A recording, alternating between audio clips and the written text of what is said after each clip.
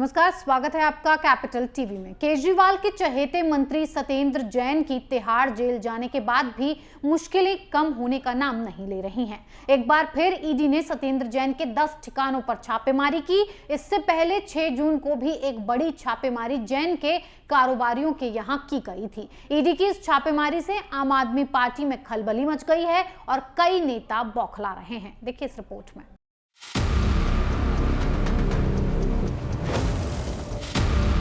Tihar jail की हवा खा रहे दिल्ली के स्वास्थ्य मंत्री सत्येंद्र जैन की मुश्किलें लगातार बढ़ती जा रही हैं।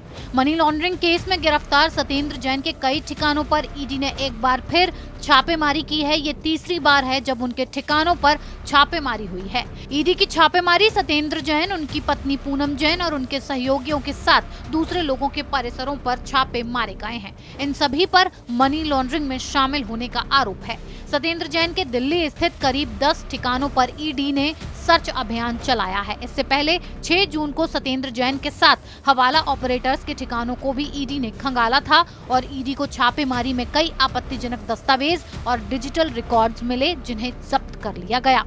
साथ ही 2 करोड़ 85 लाख नकद और करीब 2 किलो सोना, 133 सोने के सिक्के जब्त किए गए।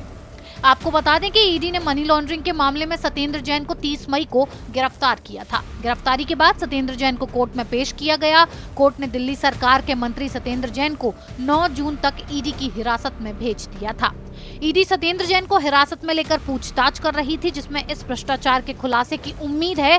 वहीं ये भी कहा जा रहा है कि सत्येंद्र जैन अपने अकाउंट डिटेल की जानकारी ईडी के सामने नहीं दे रहे हैं। ईडी ने सत्येंद्र जैन के खिलाफ गिरफ्तारी की कार्रवाई कोलकाता की कंपनी से जुड़े हवाला कारोबार के मामले में की है। आरोप है कि सत्येंद्र जैन ने फर्जी कंपनियों से लेन देन कर एनसीआर में संपत्ति खरीदी थी, जिसमें उनके परिवार के कुछ लोगों का नाम भी सामने आया है। वहीं अब तीसरी बार हुई इस कार्रवाई के बाद आम आदमी पार्टी में खलबली मच गई है और ये लोग बार बार ईडी की कार्रवाई को बीजेपी की साजिश बता रहे हैं। दिल्ली के डिप्टी सीएम मनीष सिसोदिया ने सत्येंद्र जैन के खिलाफ केस को ही फर्जी बताते हुए दावा किया था कि वो कुछ दिनों में छूट जाएंगे। खैर, जिस तरीके से ईडी के उनके खिलाफ सबूत मिल रहे हैं, उससे तो लग रहा है कि सत्येंद्र जैन लंबे समय तक सलाखों के पीछे ही रहने वाले हैं, क्योंकि उनकी जमानत याचिका पर सुनवाई अब 18 जून को होगी। लेकिन जमानत होना मुश्किल है, क्योंकि जैन की केवल एक ही पते पर 240 कंपनियां चल रही थीं, जिसका खुलासा होने के बाद आप नेता तिलमिला उठे हैं और एक बार फिर ईडी के एक्शन ने केजरीवाल को हिलाकर रख दिया है।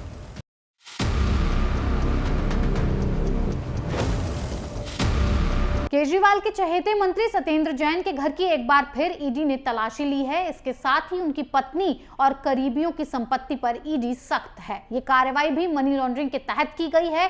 पिछली बार छापेमारी में ईडी को कई अहम दस्तावेज हाथ लगे थे, जिसके मुताबिक दोबारा ईडी ने मंत्री साहब को घेर लिया है। इस खबर में फिलहाल इतना ही। बने रहिए कैपिटल टीवी के साथ। नमस्कार।